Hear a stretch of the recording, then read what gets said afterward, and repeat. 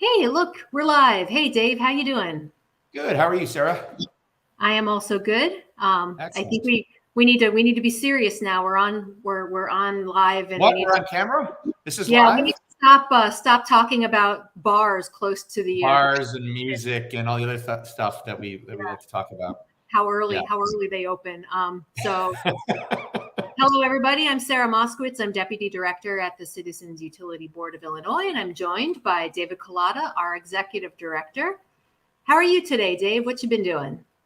A lot of meetings today so far. A lot of coffee. I've had a lot of meetings over coffee, so I'm a little bit wired, but that's not a bad thing, you know. Yeah, yeah. You're Wired is okay. So we're going to get through a lot of content then in this half an hour. Yes. Well, I mean that's the theory, Yeah. you know. So we wanted to meet up with our audience for the last time this year to kind of review 2022 and look ahead to 2023, because I think a lot has been going on, and I've actually myself been in denial about the fact that it is already mid-December.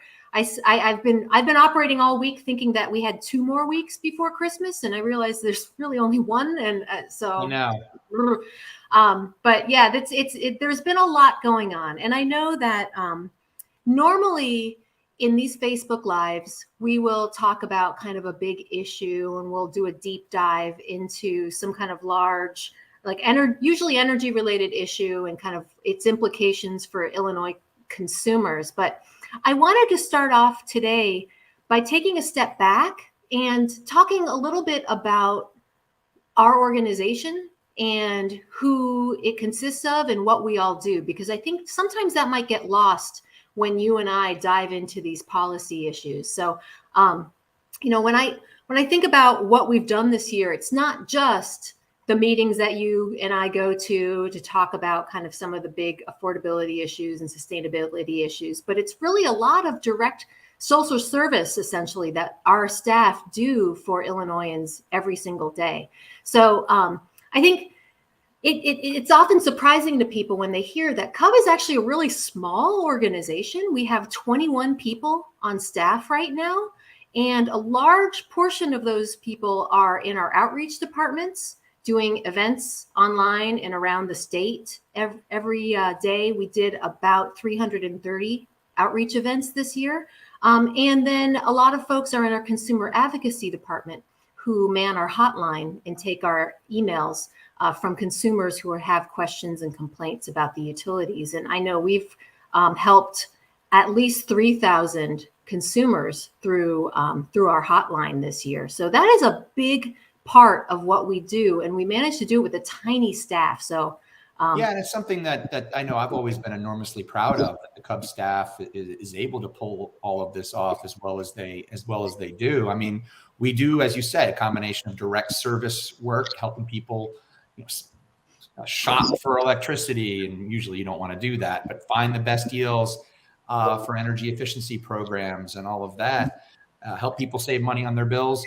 And then also all of our legislative and regulatory and policy advocacy work. So there's a lot of really important issues out there, and we're involved in as many of them as we can be. And yeah, I mean, I think we've had it.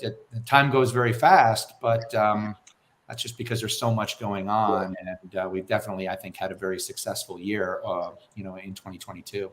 yeah, and just to tell folks, especially in Illinois, that if you ever have any kind of question or complaint about a charge on your bill or a program, or you're interested in going solar for your home, CUB is here. And I think one of the things that sets us apart from a lot of advocacy organizations is we actually have humans here who answer the phone and respond to emails. I mean, and a lot of times if you call with a question about, I don't know, how to decarbonize your home, you will end up talking to our in-house expert on that, who not only works with consumers, but also works in the policy side. So there's really 0 degrees of separation between CUB staffers when it comes to directly interacting with the public and interacting with policymakers and decision makers to make sure that the best policies are implemented. Yeah, and I've always said that I think that strengthens us as an organization, because the direct service work helps us identify problems that feeds directly into our regulatory and legislative and policy work. and vice versa. As we are engaged in the policy debates, we're always thinking about, okay, what does this mean for the average consumer, and how can we communicate this? And so it strengthens really both aspects of what we do to have it integrated in that way. And I think it's one of the reasons we've been as successful as we have been. Yeah. So when you all contact us, we will help you answer your question or fix your problem, but you're also helping us stay relevant.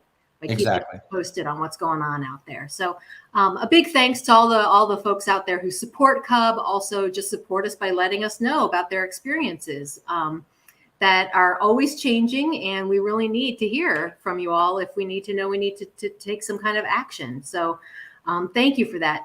In addition to our advocacy and outreach work, we do a lot of litigation work. And again, I think it's really surprising to folks when they find out we only have 2 lawyers on staff doing all of it. When you look at the amount of dockets that they have at the Illinois Commerce Commission, it's really daunting. And all of these are really technical, and they get into a lot of discovery, a lot of stuff to read, a lot of stuff to write. And we got 2 attorneys on staff who stay on top of all of it. And I believe this past year, we were involved in about 20 cases at the ICC. Is that right, Dave? I think it's a little slightly less than that, but yeah, just about 20. And we had a lot of big victories within that. I mean, and these things add up. I mean, just off the top of my head, I can think of, for example, there was a big tax credit case involving ComEd and Ameren. And in part because of our work, we were able to get a $434 million refund from ComEd and about a $50 million refund from Ameren. And that's just one case. There's also a whole slew of others. So, yeah, we've only got 2 attorneys on staff, but we, they're very cost effective and are able to achieve quite a few victories. And it's because of the support from the community that we have, and we, as you said, we greatly appreciate that. Mm-hmm. And looking ahead to next year, and already this year, a lot of our litigation work has revolved around CJA implementation. Of course, the Historic Climate and Equitable Jobs Act that was passed over a year ago now. A lot of stuff in that law has basically was punted over to be worked out, the details of which to be worked out at the Illinois Commerce Commission. So a lot of those dockets are already underway, and there's going to be a lot more next year. So I know that some of those, for example, like the performance rate making has wrapped up, correct, Dave? Yeah, that has that, but there's a whole slew of others coming, and that will be a big focus of our work in 2023. We had just to give you just one example here, we had a big victory in 2022. This was part of CJA. But the formula rate system that both ComEd and Ameren were under, which wasn't very consumer friendly, well, that went away, and that was a big victory. But now there's a new there's a new regime in place, but we have to determine all of the details of it. It's going to be multi-year, kind of 4-year rate plans, essentially. But there's a lot of very, very complicated issues as part of that. We do think it's a much better system than the one it replaced with formula rates. But that doesn't mean it's necessarily going to be awesome, right? And so there's just going to be a lot of really hard, in-depth work to how do we operationalize the new law at the ICC, over the last year. And so that's certainly going to be one of our big battles in 2023, is really maximizing the consumer benefits from CJA and making sure that it's implemented as good as it can possibly be. We've also got huge challenges out there with fossil fuel, with natural gas price spikes. And that's certainly one of the biggest issues this year. I'm sure everyone's noticed it at the gas pump, but also your heating bills. Increasingly we're in a world where fossil fuels are increasingly volatile in price, and they've gone up quite substantially.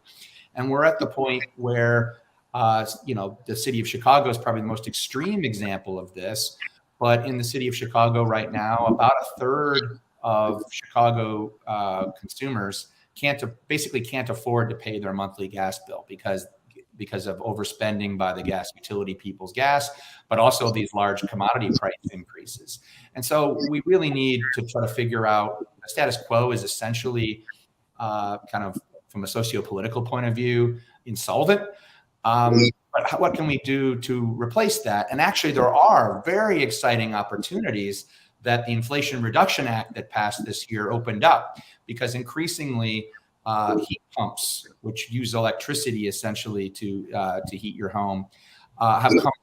The technology is way better, and they become now way more cost effective given these tax credits. So that's another big issue they're going to be working on in 2023, is how can we equitably transition to a form of better heat that will be healthier, better for the environment, and cheaper. We're very excited about this, but there's a lot of really complicated policy questions involved there, and we're going to be right in the thickets of those in the new year, and realistically, probably for the next several.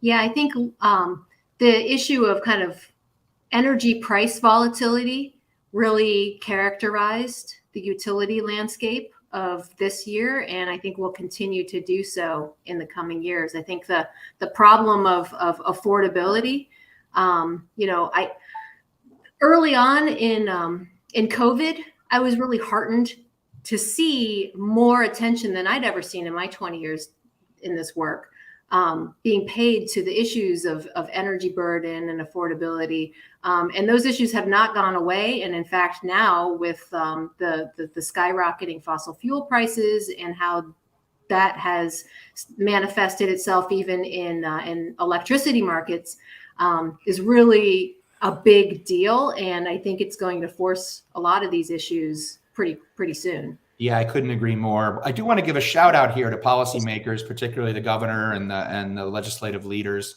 really the whole General Assembly. And we deserve some credit for this too, as part of the Clean Jobs Coalition. At least in the case of ComEd, one of the things that has blunted the kind of commodity price increases that affect other utilities across the country is the big CUB rebate that resulted from the carbon mitigation credit program, where in effect, because policymakers were really had a lot of foresight, the nuclear plants in effect are writing checks to consumers, and it's showing up in a pretty big credit on bills, which is totally fair, by the way, because had prices gone down, consumers may have paid a little bit. Now that would have been worth it, because keeping the nuclear plants around as we transition to 100% clean energy is important. But that was a really, really good deal that I don't think enough people quite realize the extent of it, because just this year alone, we're talking about Constellation having to write a check that's well over $1 billion to consumers, and that has been direct rate relief as a result of CUB. So I think the state has a lot to be proud of there, and yeah, but there's all kinds of challenges out there. But okay, that I have some follow-up comments and questions about that. First of all, that's for ComEd customers. It's not for Ameren customers. And Ameren customers, of course, saw an unprecedented spike in their electricity rates this year, unlike anything Ameren Illinois territory has ever seen. So that carbon-free resource adjustment on bills we're talking about is only on ComEd bills. Now, that is guaranteed through May of next year, correct? But we're also pretty sure that it is going to continue after that. Yeah, given where prices are in the energy market right now, for the foreseeable future, it's expected that it's going to be a credit on ComEd bills. The level of that credit could change. It could go down a little bit. I don't think it's going to go up, but you never know. But it should be a credit, and that's a good thing. I mean, ultimately, this was a risk-sharing model. And what happened is, like I said, the governor and the General Assembly were really smart about this. If prices went up and the nuclear plants were doing well, consumers deserve that money, not them. And that was the deal that Constellation signed up for, and then they're living up to it as well. I mean, they're writing a very, very big check. So in Northern Illinois, customers on the electric side have been largely, if not entirely, protected from the price spikes that are affecting the rest of the country, and unfortunately downstate, because Ameren chose not to become part of the CMC program that has resulted in this. And what we've seen is that this gets pretty technical, but Ameren is in actually a different energy market, MISO, the Mid-Continent Independent System Operators, where ComEd is in PJM. And in MISO, there's been somewhat of the capacity prices, the amount that we pay to make sure that there's enough power a couple of years in the future, enough plants around, is very volatile. And this past year, it went up tremendously. So it just absolutely skyrocketed. And because of that, and then with the energy market increases as well, you saw the average Ameren electric customer bill go up by about $50 a month. And this is going to be one of the big challenges in 2023 and beyond, is passing policies that helps reduce that issue. CEJA is the solution to it, because fundamentally what needs to happen is we need to build a lot more renewables, and that's what CEJA is all about. But it is a complex issue, and it's certainly one that we're going to be actively involved in going forward. I guess maybe that takes me to the next topic, is maybe what's been happening in Springfield. I mean, we got a lot done last year. This year, our main director of governmental affairs, Brian, finally pushed through the finish line a bill that will basically prevent maintenance, like companies that sell household maintenance plans, from using utility branding and logos in their marketing materials, which is something we've been fighting for years and finally got done. And it was so slimy what these companies were doing. I'm so glad we finally got them to stop. Yeah, and that's one of those kind of bread and butter issues that can actually go beneath the radar to a certain extent, but is really important for consumers. And this is something that our outreach teams picked up on. For years, we'd see bills where people had charges on them for these various insurance products. And then you'd ask them, well, do you need this? Do you want this? And a lot of cases, they didn't know that they had signed up, or they thought it was simply required by the utility, because the utilities were able to sort of sell the naming rights to other third parties. And in almost all cases, these types of insurance products are not good deals at all. But finally getting it so that the utility name and logo is not associated with it is a pretty big step forward, because I think that it hopefully will eliminate a big source of confusion out there. Because when people don't necessarily think that of a utility selling a competitive service, right? And that's what it is. It also is a competitive service that isn't particularly good in most cases. So right. Those kinds of victories every year, we have a big legislative agenda, and we move forward. Sometimes things take a lot longer than they should. I mean, passing the Climate and Equitable Jobs Act was about a 5-year campaign, but that's what we're there to do, and we're in the trenches and trying to keep moving the ball forward on all these issues. And we're excited about the opportunities here in the state of Illinois. So what's next? What's up next year for the legislative agenda? Well, I think that, for the legislative agenda, I think what we're looking at now, we're entering this period of, so we've dealt essentially, there's still a lot of work on implementation. There's still some policies that need to be done. But Illinois is now firmly on the road to 100% clean electric grid by 2050. And in fact, we should be able to hit 100% clean before then. But we've got that good, and that's great. But we're still dealing now, like, how do you provide a better form of heat? We have a situation where natural gas heating is increasingly unaffordable. We're spending vast amounts of money on it, and yet it's not good for the pocketbooks, and it's certainly not good for the planet. So how do we transition? How do you triage and transition to a new form of heating? And there are a lot of really exciting technological developments on that front that have led to improvements in things like electric heat pumps, a lot of cool opportunities with geothermal, which could tie into that. But putting together the policy framework on that type of issue to deal with heat now, I think is the next big item. And then there's also, and I think this is connected to it, but it's a little farther beyond, it's how do you decarbonize the hard to decarbonize sectors? This isn't, so for example, heavy industry, right? concrete, steel. So there's a lot of issues around there. I think that's probably a couple more years out. So I really do think in 2023, 2024, we're looking at this, what's known as kind of the future of heat or the future of gas, and how do we put together a system that's going to work for consumers and the environment. I think that's going to be the big topic for the next couple of years. Yeah. Meanwhile, we are working on some of these issues outside of Springfield. You mentioned heat pumps, both air source heat pumps and ground source or geothermal. I'm trying to push ground source. You know, the semanticist in me really hates geothermal because that evokes hot springs and stuff. I know. I got to give that up, I think. But anyway, so a lot of folks probably know that CUB wrapped up its third year helping to run a solar group buy throughout Chicagoland. We had a really very successful year. We've learned a lot in prior years. It was really smooth, and we were able to help a bunch of Chicagoland households go solar through the program.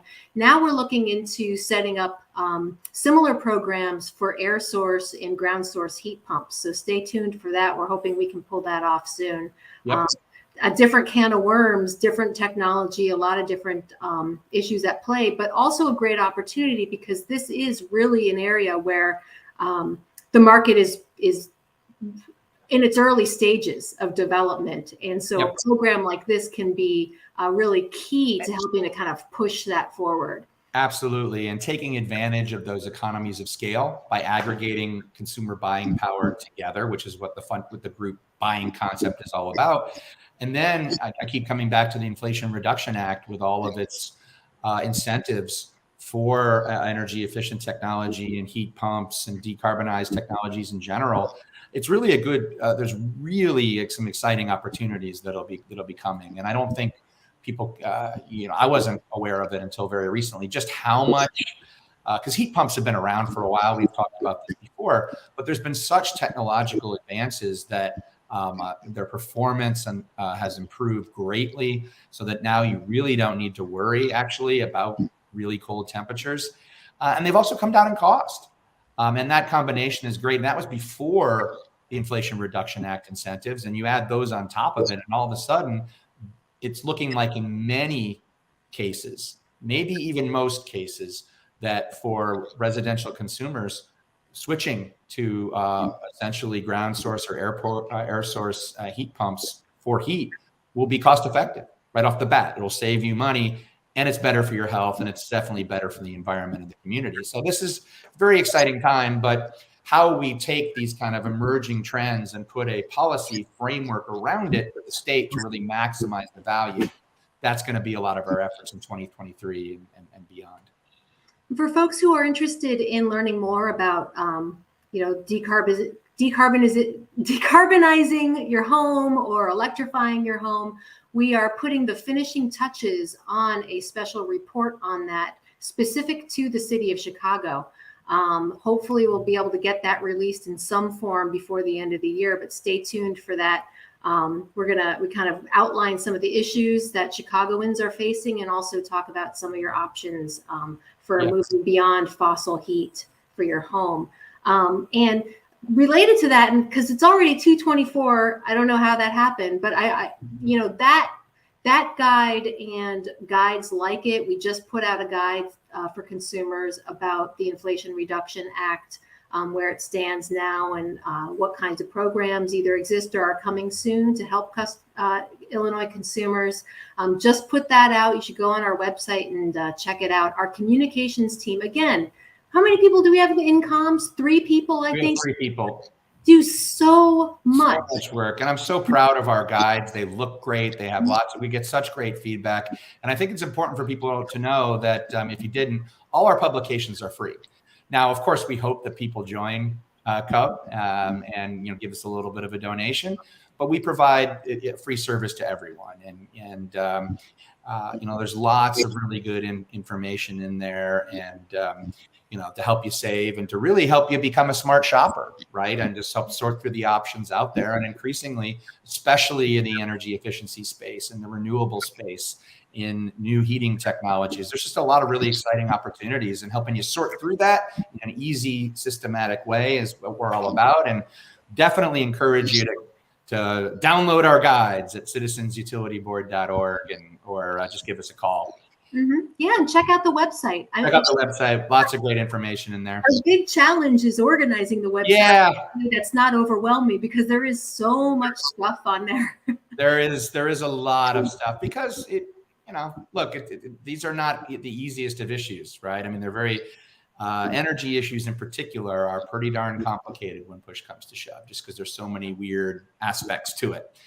And that's what we're there to do, to help sort it out for folks, so that you can get the information you need in an understandable and digestible way, and you can take it from there.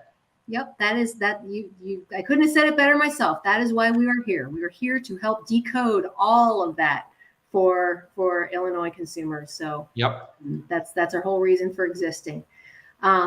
So I think, is there anything that I missed, Dave? Have we kind of touched on most? I don't think so. I just want to wish everyone happy holidays. Have a great new year. Really appreciate the support. I mean, we have lots and lots of members across the state. If you're not a member, we'd encourage you to check us out. We're, I can say that we're one of the best values that there is in kind of the whole advocacy space. We do, as you said, a lot of work on both direct service and policy, and we get results. Honestly, we get results. I mean, I've told this anecdote before, but it's worth repeating. When CUB first started, way back we're going into the 40th anniversary of the CUB Act passing in 1983. But when CUB first started, Illinois had among the highest electric bills for residential customers in the country, and the highest in the Midwest.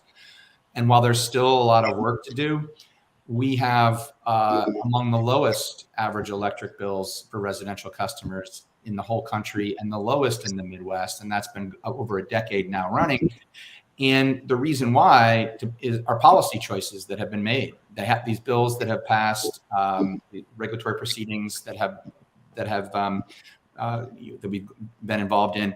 They weren't perfect, but they've absolutely moved the state forward. We're in a much better position. There's still a lot of work to be done, but we're in a much better position, and we made so much progress. And now the trick is to keep it up. And we're very excited about all the opportunities that are out there. And again, just really appreciate the support from our members and everyone here in the state of Illinois. Yep, and to the CUB team. Thanks to all of you. The CUB team, of course. Working butts off. Yes. Yes. So, all right. Well, thanks, Dave. It was good catching up with you. And absolutely, as always. I hope you get to take some time off over the holidays. You too. Talk